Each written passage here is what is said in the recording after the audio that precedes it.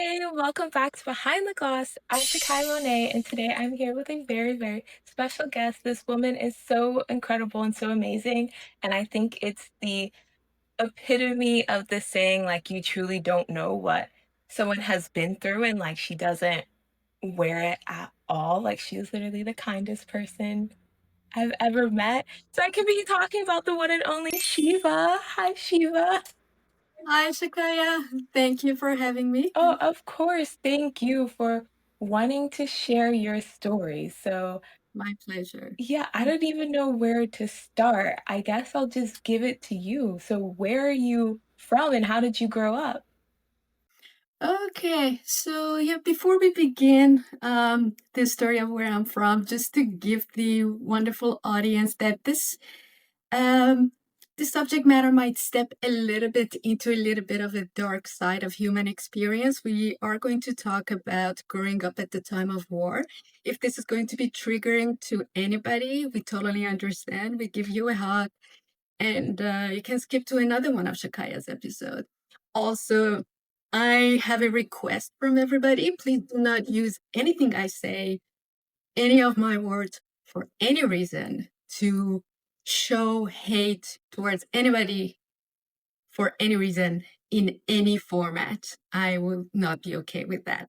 Okay, and now that we have that out of the way, let's get started. So I'm Shiva. I was born and raised in Iran. And it was during the 80s that during the time of Iran-Iraq war, when America was also behind Iraq at the time, as a civilian, me and family experienced going through a wartime. And I think that is a story that people do not really hear much about. You Some people understand that it might be hard. Some people believe that, oh, well, people get over it. Some believe, well, it's war. Some people have to die anyway. So it's this is just one of my stories. I'm not really going towards any political affiliation. I'm not endorsing anything.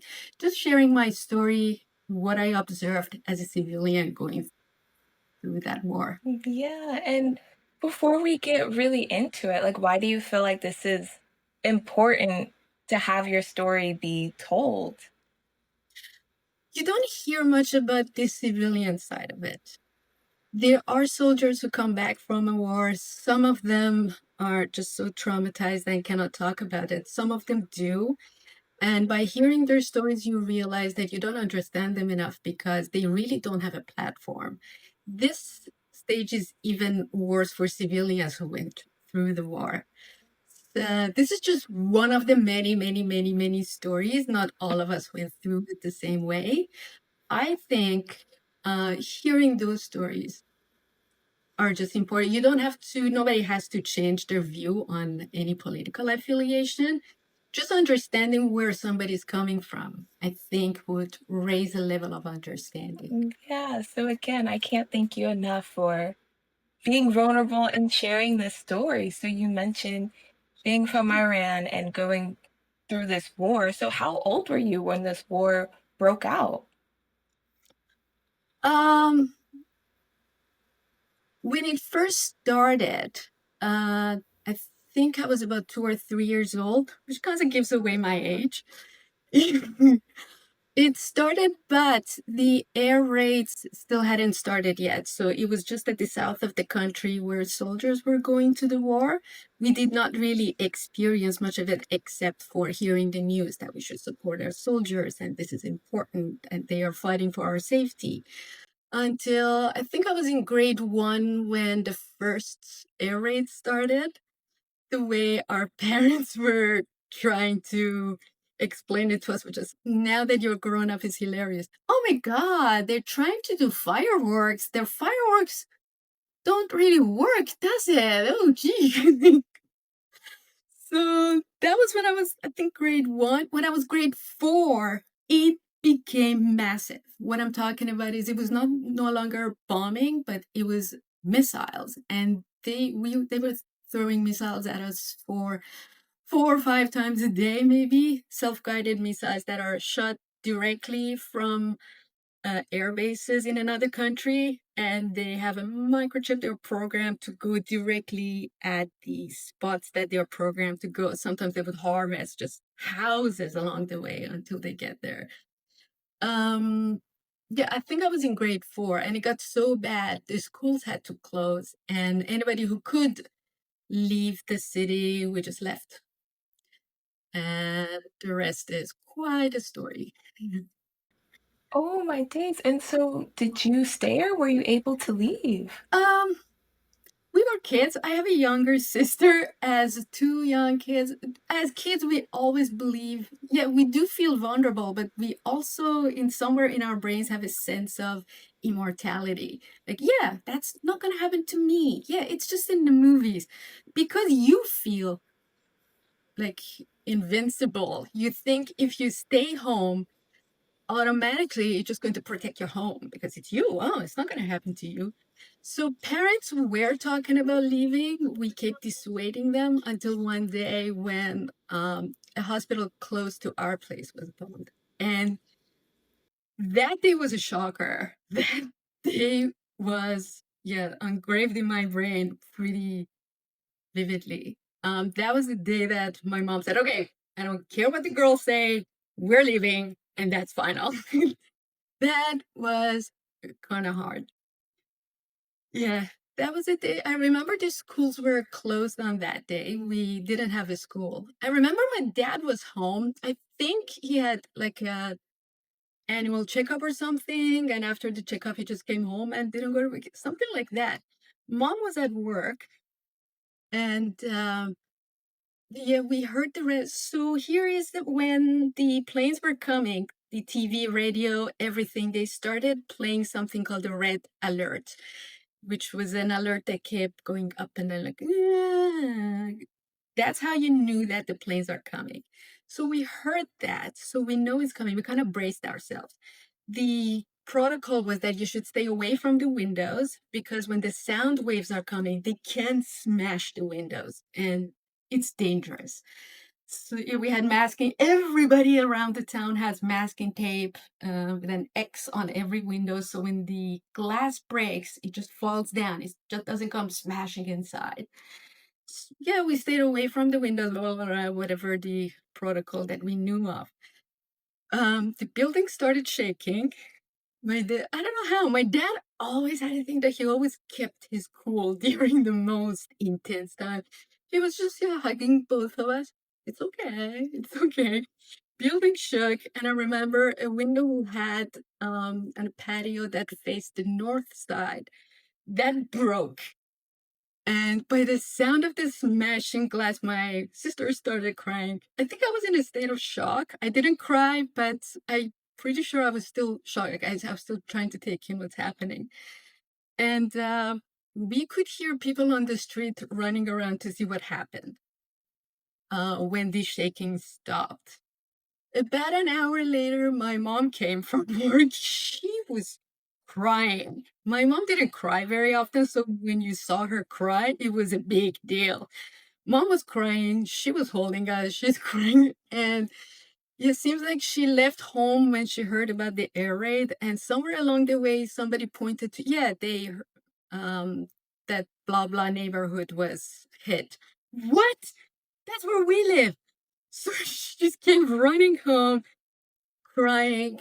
Then maybe half an hour later, a friend of my mom came and they are hugging each other and they are both crying. That's when you know that something is very wrong. You know, my mom didn't cry much. Maybe I saw her at my grandpa's funeral. She was dabbing her eyes with Kleenex tissues. But yeah, look up to your parents to take care of you. When they are crying, it means you're in danger. It's scary. Okay, people who are supposed to take care of me are scared. What does it mean for me? Anyway, that was dad. He was like keeping it cool. I don't know how he ever did that. And so I wish I had that gene. I didn't inherit it. So yeah, things calm down. Mom and dad are talking. They are not involving us for any reason. And yeah, sister came to my room and she said, yeah, mom says that that's it. We have to leave no matter what. What? No. no, but if we leave, they might hit our home. And no, mom was not having it. No, we're leaving. Mom, okay. And that was that. We packed our suitcases, loaded the car. We had a destination in mind.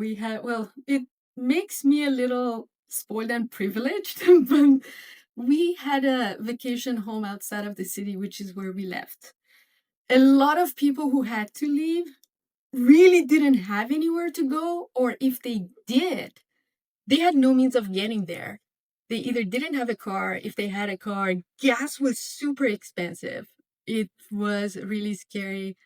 But I remember in the recent bombing of Iran, when I people were sharing their stories on Instagram. uh, See, I don't have my dad's gene. I can't hold it together.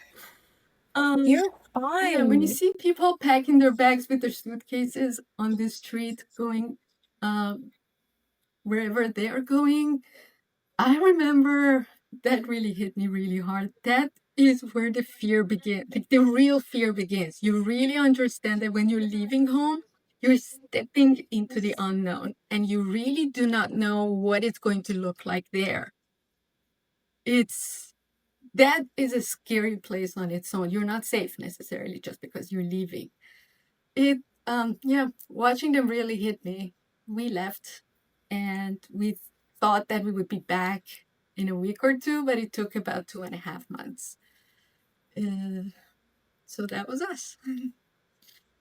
Oh my days. I mean, I'm glad that you're safe and you're still here, but still, like, just all the trauma that can put on a person. So, when you were a kid and you were experiencing that, did you even understand the concept of war and like, hey, I could potentially die? Or were you just like, this is my home, I don't want to leave? Like, when did you even put together, like, I could die?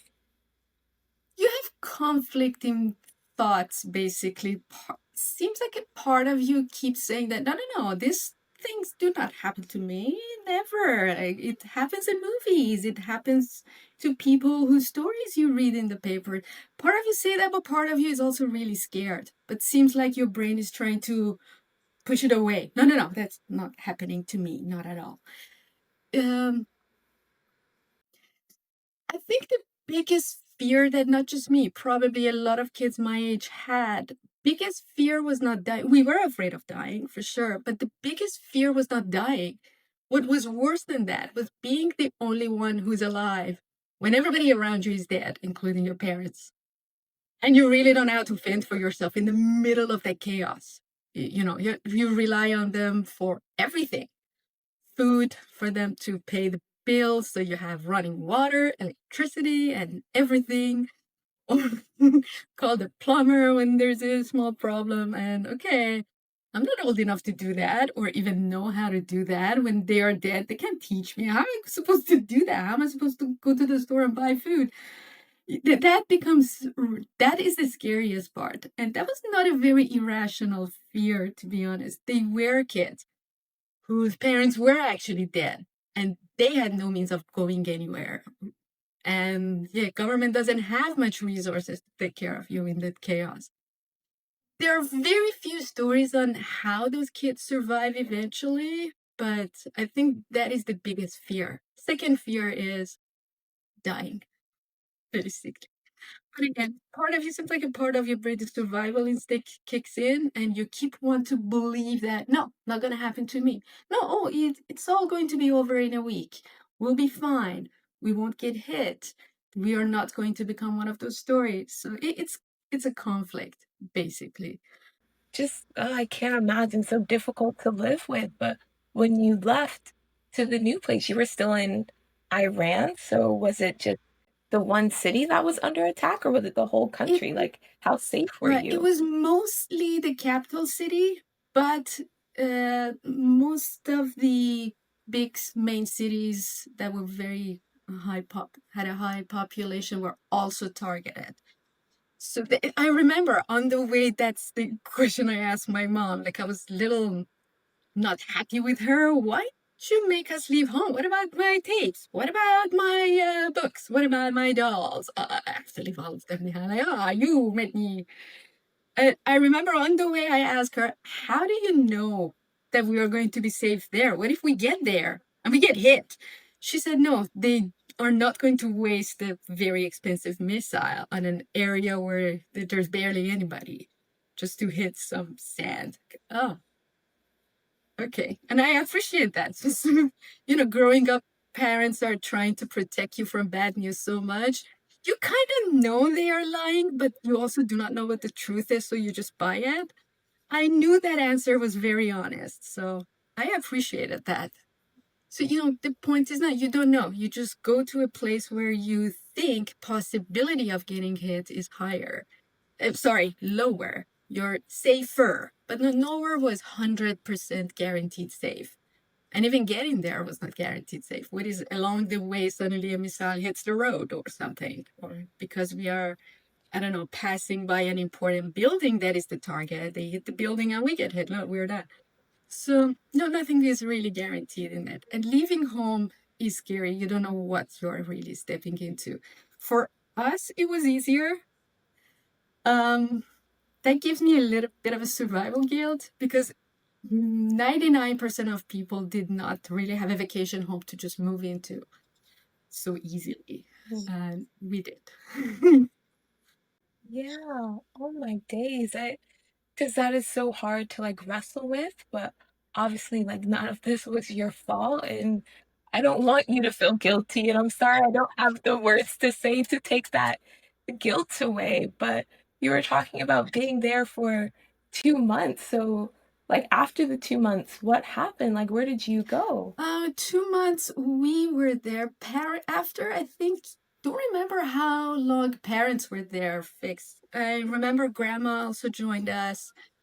And when the government realized that these air raids are not stopping, they ordered people to go back to work. Schools were still closed, but economy has to turn over. I mean, still people have to go to work, and it's okay. If you choose not to, that's okay, but there won't be a salary. We're not just paying people out of a pocket that we do not have. And when a country is in war, most of the budget is going towards defense. They do not really have money to throw at people out of charity. So either you come to work or after about 2 weeks, no salary. And parents were kind of bored. I have parents who are both kind of workaholics. Retirement was one of the worst things that happens to them. Oh, now what do I do? So they actually wanted to go back. Every morning at around 5 a.m. they would get in the car, like going down, and sister and I were like, oh my god, what if something happens? Until they came back, and usually they would buy us something like a snack that we liked, or it's kind of cookies that we liked, or they go home and bring our favorite toys. Like they were also feeling guilty for leaving us there, although we were not alone. Grandma was there, and sometimes even my aunt would join us. Still, we were afraid what were going to happen to them. But yeah, eventually we went back. Not everything was good, but so, oh, and schools opened, which means that we were going to school until the end of summer to compensate for the time when the school was closed. So we were not really happy about that. Yeah, and I think to your point, that's something I imagine most people would forget about war. Like, hey, people still have to live in the middle of war. Because now I'm like, wait, how are you getting, like transported goods in, or like the grocery store is getting, and th- wow, like my mind is just boggled. And so, like, how long did you have to live like that? The war lasted for the intense air raids lasted about 2 months, 2 months and a half, but the country was still under attack for some time before that. That's one tactic to bring a country to its knees, to make them agree to whatever demand the other one have, is to bring the economy to its knees. First, they call an embargo, and that's what happened at least back then. Maybe not every single war happens that way. Okay, they call an embargo. No country is allowed to do any import and export. And then one of the main places that they target are big factories or electrical powerhouses. water.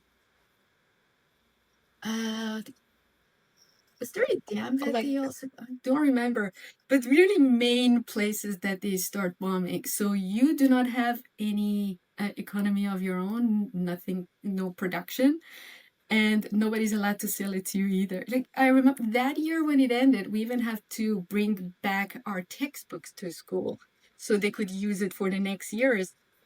There was no basically any paper left in the country. All the uh, paper, you call them factories? I don't know, paper factory, paper mill, whatever you call them. They were all bombed, so they still had to be rebuilt from the scratch when war ended. School supplies were very limited. We really had to make sure what we are spending. I remember once our school even was having a special sale for notebooks because it was really hard to find notebooks anywhere. I remember I was, yay, I'm going to do this. I'm going to write stories on it. I bought like five of them and brought home with my pocket money. And yeah, both parents were like, sweetie, school supplies are limited. That's for people who can't afford it.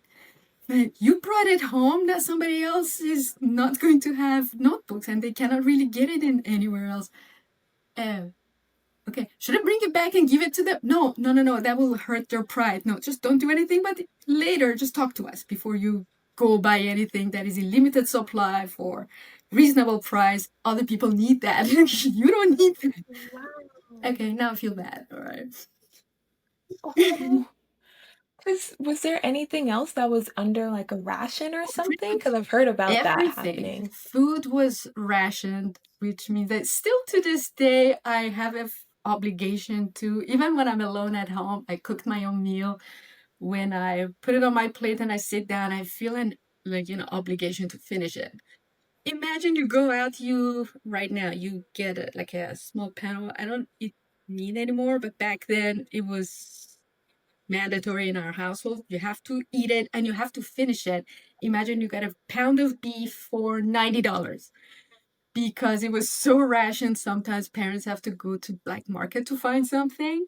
And because it was so expensive, it would be a big waste if you didn't finish your plate. I don't know. I was in the lineup for a long time and I paid like a lot of money for that. It's okay, you have to finish that. Like, obviously, you didn't have to. You're making me overeat. I don't want to. But no, you have to finish it. It's a lot of money. You have to finish that one. Okay. So, but you pretty much you could say everything was rationed. That included gas.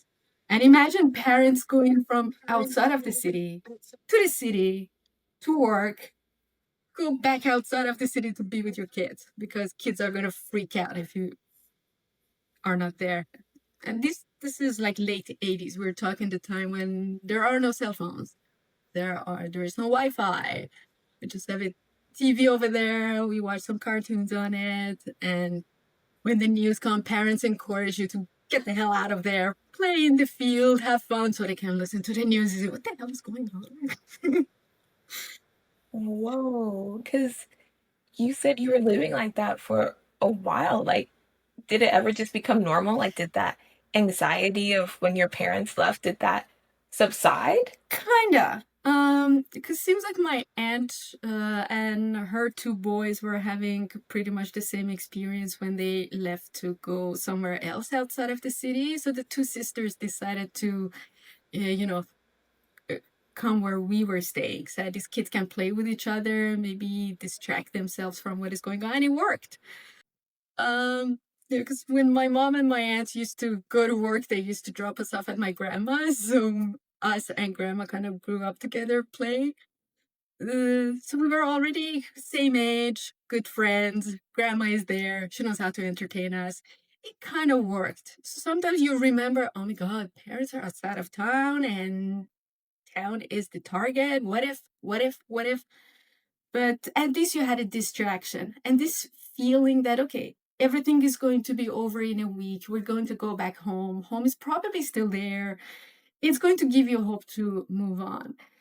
And they were actually habits that we developed that I still appreciate. For example, I remember outside of it, my dad used to teach us how to make it like a controlled bonfire. We would bring patio chairs and sit around it. At night, like sky is clear. full of stars. And he would teach us the constellations. And so every night we would see, okay, can I find it without dad's help? So these were distractions that parents were. Sometimes I do wonder, how did they do that? You know, you're a grown up, you have no idea if you're going to be alive, you have no idea if you're going to have a job. What if your house is bombed? What are you going to do? And still, when you face your children, you're trying to make it look like everything is hunky dory just for the sake of, you know, so kids are not going to have a heart attack. Just I do wonder how they did that. Like, my dad might have been really cool during tense moments. Like, that was his character. Mom, not so much, but still, even she kept it really cool at those times. Like, trying to, oh, it's all going to be over. Oh, it's fine. I don't know. Is it bombing? Maybe they are testing fireworks again. Okay, Mom, come on. I know it's not that. No, but again, just like round of applause for your parents, because you're right, that's Lots of so, parents. like, intense, and I can only imagine, like, what that does to your physical health, let alone your mental health, so, like, I hope that they're still doing well, and for you, like, when did you ever feel safe? Because eventually, like, the war ended. Well, because Iran is still, like, Yeah. It's jeez. still not a safe place to be. Um, Mostly my worry goes toward my childhood friends, like even friends that were in high school. It's funny because when the air raids of a month ago was happening, and I was desperately on WhatsApp, like, "Are you guys okay? Everybody's okay?" Um, you know, they were trying to calm me down. Like, oh, come on, you lived through those times. We know how to deal with it. We're not beginners. Don't worry about us. We're fine. Okay. You're trying to make me feel better. Some of them were like that. Some of them shared stories on Instagram that were kind of heartbreaking. Like, what about yeah, maybe I'm going to accept my fate, but what about all those hopes I had? What about all those dreams I had? What about all those plans that I worked so hard for? What about that? Like, they're just going to be poof up in the air as if nothing happened. Those are still heartbreaking. It's back then you felt powerless because there was nothing you could do to stop any of that destruction or yourself being at danger. Here, there's nothing you can do to protect them, and you feel guilty to be in a safer place than what they are. You can't really calm them down, you can't really make them feel better, and there's nothing you can do to, have any effect in politics. Like, oh god, please don't kill people. And oh, they are, okay. Oh, that's and so if people don't know, like, Sheila, you now live in Canada. So, yeah, do you wanna talk us through like, I can only imagine how hard it was to leave the country that you grew up in, but like you said, it's not safe, but you're leaving people behind, so what was that decision like and yeah, transition? Sometimes you think about yourself and what you want. You make the decision, you go ahead. A lot of us cross the border with the hope that one day things will be better there and we are all going to go back. Some people, especially engineers, think that, okay, when things are fine, we are not under pressure and censorship, we just go back and we build it. Um, okay, one thing is that just people have different attitudes towards immigration. People have different attitudes even towards the trauma that go in. Like, I bet you no two people went through that same thing and came out having the same attitude about it. Some of us do not even remember it the same way, even though it was the same thing for all of us. But some of us have different memories of it. No, it happened this way. No, it happened that way. And just like that, we have different ways of dealing with the trauma. Some, not just that, anywhere in the world, when you go through a trauma, no two people have the same way of dealing with it. I think there is no right way or wrong way. We are different biologically, our brain are hardwired differently. one of the worst thing that some people, especially those like me, who is not really a trained psychologist or licensed, it's very wrong to tell somebody, hey, somebody else seems okay, so shame on you for not being okay. Like you're weak, you're this. It happens everywhere, not just war survivors, but anybody that has been through trauma, they are told, hey, blah, blah, got over it. So why are you still like that? Okay. They look like they are over it and they have to say that they are over it. Sometimes it's an obligation just to, save face or not be judged. And just like any other trauma, the war itself and the immigration and what you think you have planned for yourself. What we plan for ourselves is different. Sometimes after immigration, even our plans change. So, yeah, sometimes I think if things calm down and change, maybe I will do something to help rebuild. What? I don't know yet. But some people actually have plans that are going back permanently. Um, some really just try to disconnect themselves with that. No, let's pretend I was never there. I was never born there. It's a very different attitude. For me, for now, I'm glad where I am. I just wish there was something I could do. It's a little bit of a guilt that follows with it, that I'm in a safe place. They're not. Some of them are better people than me, so I'm not sure if I deserve it. And it hurts that I'm so powerless in doing anything about it. So, yeah, like, I'm so sorry you feel that way, and I don't think you're powerless, like, I don't know, it's so hard 'cause it is things that are, like, beyond your control, It's and true. kind of like what you were saying was, when people go through trauma, there's other people like, "Get over it," and I'm worried that Mm, people would be like, "Well, why don't they just leave the country?" And it's like, it's no. really hard to leave. So again, like, Even leaving is scary. Even leaving scary, and you do not know where you're going, like what's going to happen next. And sometimes they think that, okay, I rather die. I heard it from multiple people that I rather die in my own home than be just the vulnerable fugitive, a tool for a bunch of politicians and nobody knows even where I die. It's also another aspect. To leaving the country is hard. If you want to leave legally, sometimes there is a 2 or 3 year process. If you want to just cross the border just to save yourself for that matter, well, we know what happens to those. Like they are hated everywhere. You can't get a job anywhere. It's very complicated. Even leaving the city is complicated. Like imagine Tehran itself. Right now. Back then, I think the population was 6 million. Right now, it's almost 10 million. I'm guessing. Imagine everybody's trying to leave at once.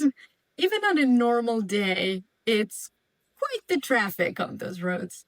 And imagine trying to leave when, yeah, everybody else is. Okay, managed to find one of my elementary school friends that I found on social media years ago, and we talked a lot. Okay, are you okay? Did you leave? Yeah, we tried to leave, but we were in a traffic jam for almost 5 hours. Then the gas was running out, so we just turned over and came back home. Maybe on another day. Do you have gas? No, and all the gas stations are abandoned. Everybody goes, no, we find something. I don't know. Okay, you're taking this very whoa, well. I don't know how you're doing. that's It's everything is crazy. complicated. And even if you do leave the city, still, where do you go? Mhm. Any hotel or motel, if you have the money for it, they're all taken. Like 10 million people all of a sudden is seeking refuge here and there, and they have finite amount of gas. Not everybody has a cell phone charger that they can connect to, the car cigarette lighter, and their phones are running out and they have no connection to anywhere to find this out. Like even leaving the city is a scary and complicated matter on its own. Leaving the country, that's a whole new level. Like, Complicated and still scary on its own. No guarantee you'll be safe at all. wait, so does this mean you've never been back to visit? I have. it was not exactly the best time, but yeah, I did. And I remember when I came back, I think I was crying nonstop for 2 weeks. Yeah, it was the survival guilt that was even stronger than ever. Sometimes you think you, especially when you know of a lot of other people who didn't survive the war and they were kind people, so many others depended on them. They were more educated, they were smarter, they were kinder, and they were really serving more people, didn't make it. Sometimes you think that maybe it's a mistake that you were chosen to stay alive. I think I psychoanalyze myself a lot. I think maybe that's the source of the guilt that comes along. That maybe I was the one that was supposed to be taken out, but they did by mistake. I could be wrong. Again, I'm not a trained psychologist. I only put myself in charge of psychoanalyzing myself. And yeah, that's what I think. Maybe this is where it's coming from. So, and sometimes I do think there are better people who are out there. They do not want to leave. They just say that no, people here need me. And I feel like I'm doing something. And I do not want to suddenly start learning a new language from scratch and live with people who do not know my past, don't understand where I'm from. I understand the hardship, but I want to stay. And they are there, they are not safe. And I'm not really being any beneficial to anybody. That sense was very like emphasized when I came back. I remember I was crying for 2 weeks until I could have tried to leave it behind me any way I could. But I had been, sister has been back, family has been back and forth to see um, friends or anyone else. It's just hard that why did things have to come to this way? Why did we even have to come to a place where we had to leave? Why didn't we just come here for a visit, have a good time, and go back? Why did we have to change where we live? Why can't we help those people? Why? It's all these whys that you don't have an answer to. That makes it hard. Okay, but I can say, Shiva, you are amazing. Oh, You thank have you. changed my life So tremendously. true. Yeah, Thank you for saying it that. is in such a positive way. Like, honestly, I see you being so kind to people and so caring and just so giving. Like, we went out for Shiva's birthday, Okay. and usually, like, girl, this is Last what we minute decision. I usually remember. do. Yeah, we pay for the birthday girl. No, this amazing birthday girl paid for us, and there was, like, how many people there? She didn't even give us a chance to pay. She was like, "No, it's done, it's handled." So, like, You you guys just cheered me up. Like I remember the class ended and I said, "Anybody wants to go for a drink?" Yeah, yeah, I'll come. I come. And oh my god, I feel so lucky. I have all these amazing people. How do I give back? Maybe I pay for them. Maybe that would cheer them up the way they cheered me up. Yay! That like, you cheer us up was a just great day. by being you, and again, like, seeing you do all these kind things, I'm like, "Oh, dang, like, well, where can I help people? Like, how can I give back? Maybe I need to be doing more." So, yeah, please don't ever, like, underestimate yourself, and again, I can't imagine, like, going through war and then, like, being here, but yeah, even, like, I don't know, cause 'cause you're an immigrant here, and that's hard in itself, so do you ever regret leaving or, I don't know, like, thankful that you left? Um, I would say I'm thankful and with a sense of guilt at the same time. No, I don't regret leaving. I do not see how I would have been beneficial to anybody over there. Like, I don't think I would have helped, but um, I have good friends here. They're understanding. Like my job, like where I live. No, I don't have regrets. I just wish one day I can do something to help. I feel like you are doing something just by sharing your story, because again, this is where, things start just by thinking, then speaking, and putting it out there because we don't know who's gonna listen, but they could, maybe be studying politics and be like, you know what, I'm gonna go in and I'm gonna change things in that. So we're at least planting the seed. Like, I do hate that, we can't do something right here, right now, and we'll have world peace, but I do think we are at least planting the seed, so I hope that that gives you a bit of hope. Again, with going through that war, like, do you find yourself watching, all, like, the politics of the world to see how it's gonna affect you or your country? S sometimes sometimes I do, sometimes I feel I really have to avoid it because it's really affecting you in a negative way, and feeling that way is not going to help anybody. So sometimes just to save yourself, "All right, I'm just going to stay away from the news for a week." Um, so maybe I'm listening to the news a little more than an average person, but not much. And there are also sometimes that I feel, okay, this is killing me. I just have to stay away. So there are times that I just get it, stay away from it. Yeah, I mean, I completely understand. Like, I don't watch the news, and I think everyone knows, like, I'm American, and it's like, we got a lot going on politically. Look, I did my part, I voted, and I'm like, you know what? I'm done. Tell me next time I need to vote for something. But I know for me, like, I've, like, turned to religion and, like, I read my Bible, and, like, that's has definitely helped me, I guess, come a bit more to terms with the state of the world because, it is quite chaotic. But for you, like, is there anything that you go to give you hope and help you heal? Remind myself that there is still a lot of good people that are doing good. I believe in humanity. Yeah, I my family was not religious when I was growing up. The country was religious. At school, a lot was taught to us. There were days that I believed, oh my God, my parents are going to hell. What? There were also days that I myself felt like, hey, hello, anybody? I'm asking for help. Hello, anybody?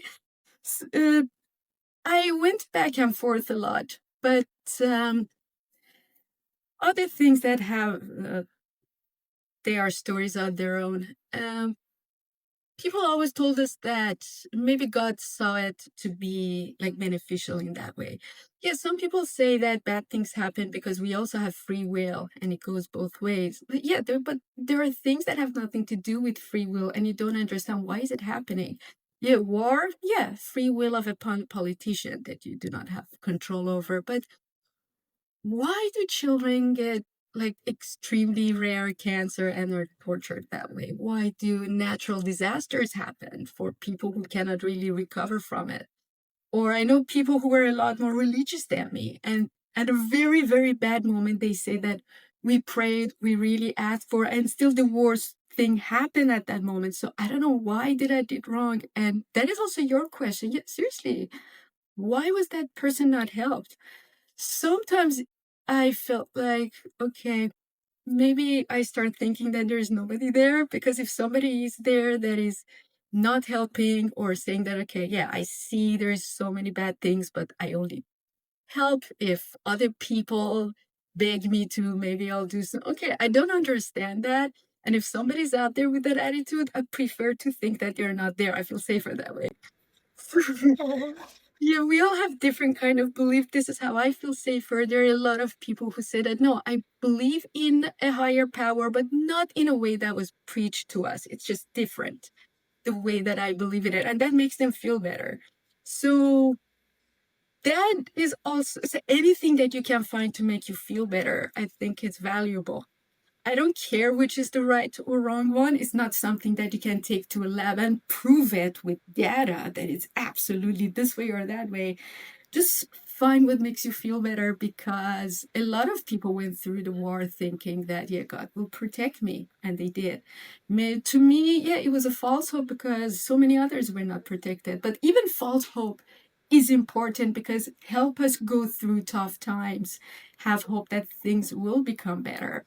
People who go to churches, you see that they have a bond with each other, they have a community, they understand each other. I don't believe in the same thing that they do, but I think this bond is important. They feel supported, they feel they belong to a community, and they know they are there for each other at the time of hardship. So That Um, is just my belief that, okay, hello? No? Okay, so maybe you're not there. I believe in good yeah. deeds of humanity. Somebody else says, no, no, no, you're judging too fast. And they believe in something else, makes them feel better. Um, I don't know, I think just find something that makes you feel better. And don't worry if you have doubts about your belief. Doubt is healthy. Doubt is what makes us hopefully not entitled to other people. Entitlement is one of the most dangerous things when it happens. Don't feel entitled. Do have doubt. It's healthy. And choose something that helps you go through tough times. That is something that we all Yes. needed, all of us. Mm. Oh, thank you. See, you just helped me because, like I said, I'm reading my Bible, trying to develop this relationship with God, but I have so many Yep. questions and, yeah, doubts. But thank you for kind of saying, no, it's okay to have doubts because it keeps me from being entitled. Because I will say, I think I've been a bit guilty of, wanting to like share my belief with everyone. It's like, no, but this is the truth. Like, look how cool this is. But I have to not be entitled and realize that everybody has a different relationship with like their idea of God or with like whatever religion they have. So thank you for like reminding me of that. And I love how you were just talking about focusing on the good of humanity. And I think a lot of us were like, yeah, we want world peace. Do you Yeah. I mean, do you still have hope that we can maybe one day get it? I hope so. If possible, it will not be anytime soon at all. Like, definitely not in our lifetime. Maybe hundreds of years from now, and it needs a lot of work to get there. Even if we get there, doesn't necessarily mean that it's going to stay that way. Progress is fragile. It just because we made a progress doesn't mean that it's there's nowhere by up but up from here. Things can fall apart easily. So yeah, I think it is possible. May or may not be permanent, but it's a long road to get there. That's just my opinion. Okay. I mean, I agree, but you like again, you've been through so much and you still have this heart of gold. Like, was there ever a point where maybe you felt your heart harden? Because I know for me, again, just living in America, seeing what we're going on, I'm like, I don't want to deal with this. Like, I find myself getting angry and like I get angry. not wanting to care for people. You're I'm angry angry too. too. Yeah. It's something Yeah. that I have to keep reminding myself. If somebody's saying things that I don't agree with, don't get mad. I don't get into argument with them. Just try to listen to what they're saying. I'm not going to change my mind, but it's good to know what their point of view is. Why is it that they are having these ideas? It probably happens to you too. Sometimes you just want to get into their brain and say, why are they even believing this stuff? Why are they even saying it? Why do they think this is okay? So it's good to listen to them at least to see where they come from. I have to keep reminding myself it's not something that comes to me automatically at all. But yeah, there are times that I get really angry to like, shut down the laptop and try to breathe. So I think Yeah. this is something that we are all learning and we are all going through. So yeah, we get angry by some things that is happening or some comments that somebody is leaving. It's, what? No, I get that too. A lot, especially Yeah. these days. Oh gosh. And yeah, I'm trying to remember like, okay, they've had their own life and their own experience and their own trauma that maybe led to this. Again, I disagree to the conclusion you came to, but again, everyone can have their own opinion. And even like for you, if you could speak to a politician, or I guess first, like, do you blame like one person or one entity for everything that's happened to you? Or are you just like, it just happened and I don't know who to blame, you know? Pretty much the second. The second one, and This is something that could happen to us too. You care about a cause, but then for any reason you get caught up in everyday life or a specific project, you forget about it and your attitude changes because you're no longer connected to it. This could also happen to politicians. They may or may not have one day been understanding. Now they're disconnected from real people. They have to pretend that they still are understanding. Maybe they are, maybe they aren't.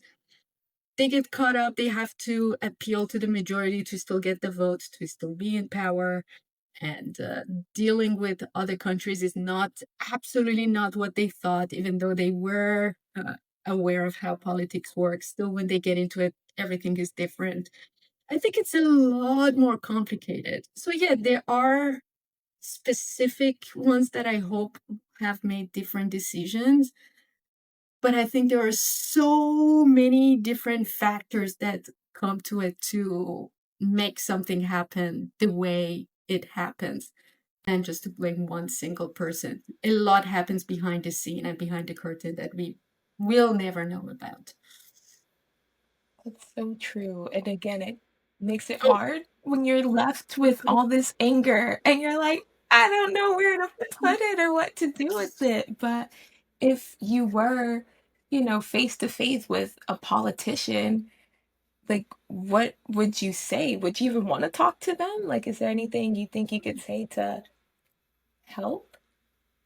don't think the word of one single person would help, but maybe find some value for them, something that brings some value to their image.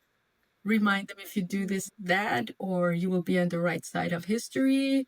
Um, Possibly. But a lot of times, some of them might have said, I did all I could. There was a lot that I couldn't tell people, and still it happened anyway. And I still had, for the sake of keeping a healthy relationship with countries that were not attacking us, I had to say this, or I had to do that, or I had to sign this contract.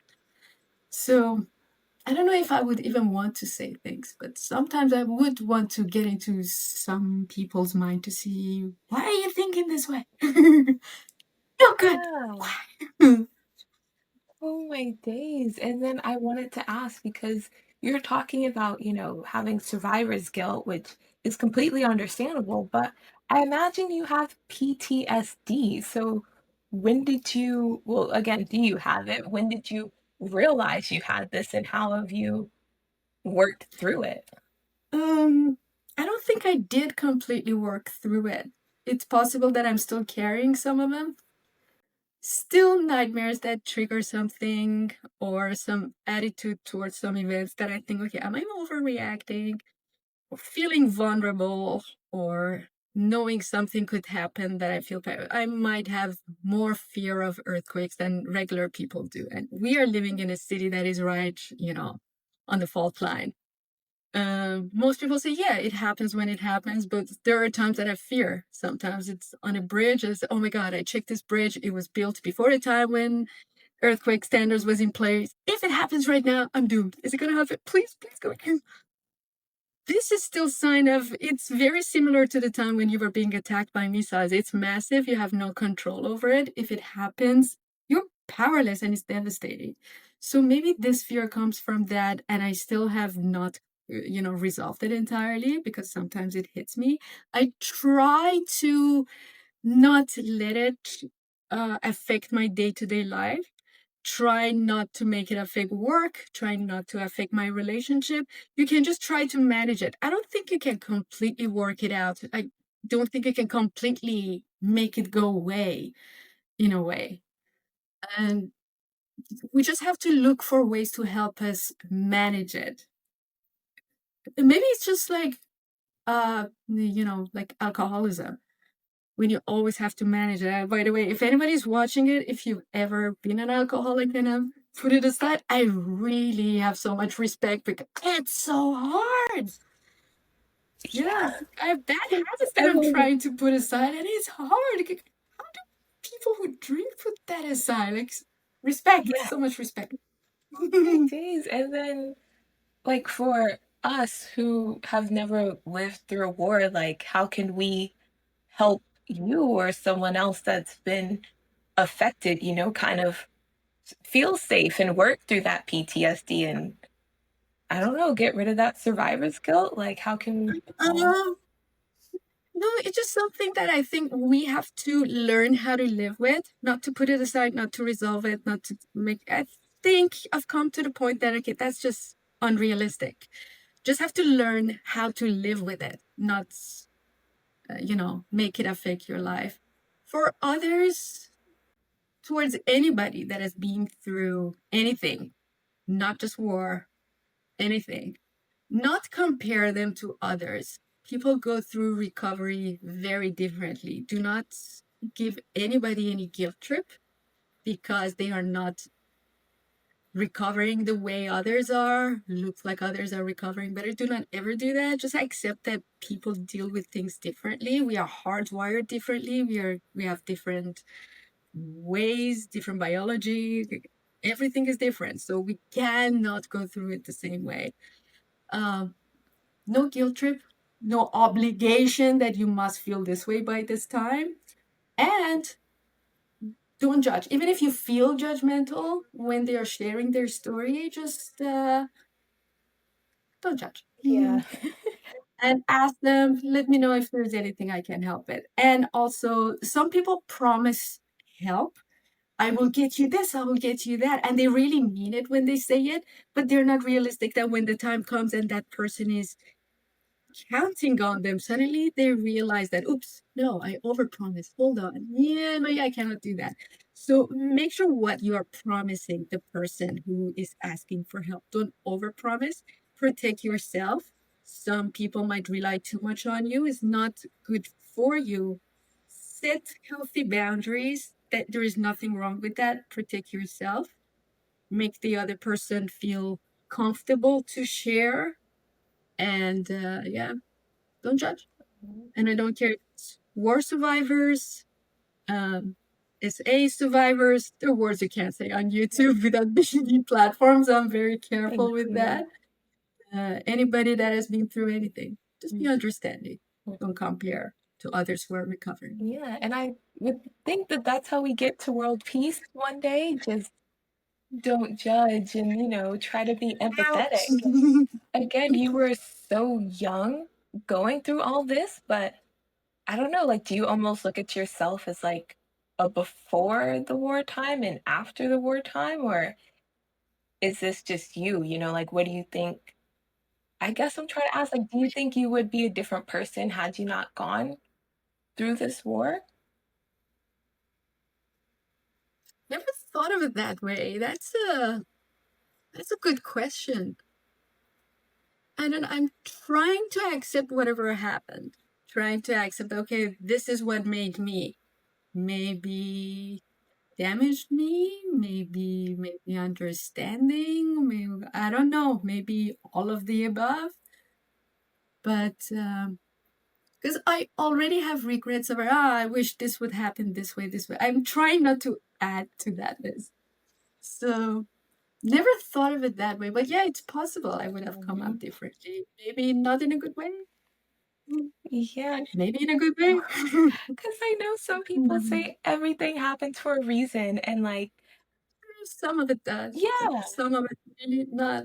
Yeah, some of it just happens and you wonder, how the hell was that good? exactly. I'm like, okay, Mm, if I stubbed my toe, sure, I can say, oh, everything happens for a reason. But when there's war, I'm like, I don't yeah. think there was a reason for that. Like, what are we doing? When So you that's see so the hard. children hospital, you see, I don't even want to describe what I see over there. Even if I was just helping a friend with their x-ray for the kid and everything was fine, by the way. But the things you see, like you come home, you just want to cry. Like, why? How is that for a good reason? Like they don't know anything about the world, and this is how they see. And who knows their future? Are they going to recover? If so, are they going to? I don't know. But there's so much that I don't understand. What was the reason for that? Honestly. So yeah, maybe they do happen for a reason. Maybe just not really. Oh, Well, I guess we'll never know. yeah, just another thing we'll never know. And like, I think you know how I like to end all my podcasts. I always like to ask, if you were to lose your voice tomorrow, What's the last thing you want people to hear from you? Oh, um,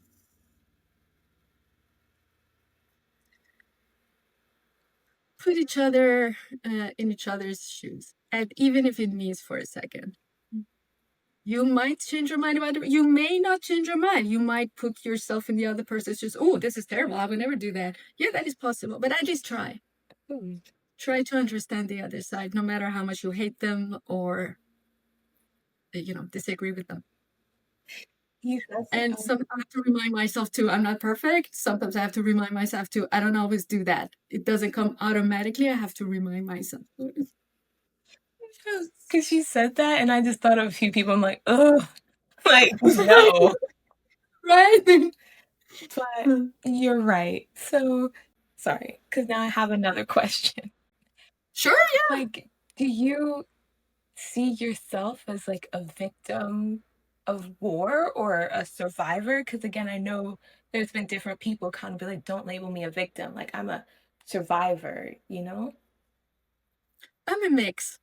If I call myself survivor, it's because want to make myself believe that I'm a survivor and I was not a victim. There's also part of me that is angry why all that had to happen. So, but knowing that things happened and you had no power over it, looking at it realistically, yeah, people who are in that situation, yeah, they are victims. And then later, when they survive it, yeah, we want to call them survivors. So I'm trying not to think of myself as a victim, but sometimes, yeah, but I was. Why? Why? Yeah. Again, I guess it makes sense and like you don't seem to have that victim mindset because no shade, like everyone has trauma, but I do feel like some people almost lead with their trauma and almost like, oh, this happened to me, like I can't take this. And it's like, okay, yes, this happened to you, but I still need to critique you and I still need to like say things. And yeah, I Yeah. guess like I don't know what the question is in that, but I do hope that I you, yeah, can just kind of yeah, I think you already said it. Be both. Like, yeah, I was a victim. This happened to me. I wish it didn't. It sucks, but I survived it. So, 'Cause you're a yeah, It's true. GlossBoss. It's true. 'Cause you're a GlossBoss.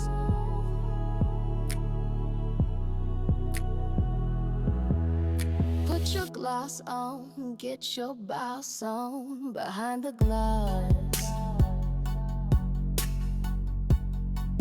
mwah.